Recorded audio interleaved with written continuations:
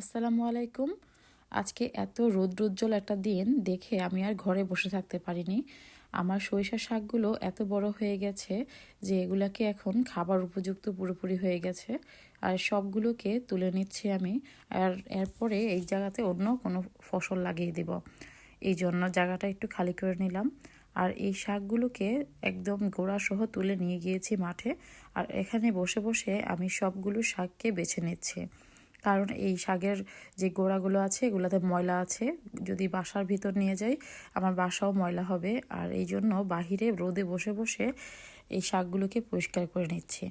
সাধারণত আমরা সব ধরনের শাক সবজি বাহিরেই পরিষ্কার করার চেষ্টা করি, কারণ যেহেতু আমার একটা খোলামেলা জায়গা আছে, আমার কাছে বাহিরে বসে বসে কাজ করতে অনেক ভালো লাগে। আমার সব শাক বাছা শেষ, আর অনেকগুলো শাক হয়েছে। আর এগুলোকে এখন রান্না করে নিচ্ছি। আর সবগুলো শাক একেবারে অল্প একটু হয়ে গেছে, তেও কিন্তু অসম্ভব মজা হয়েছে।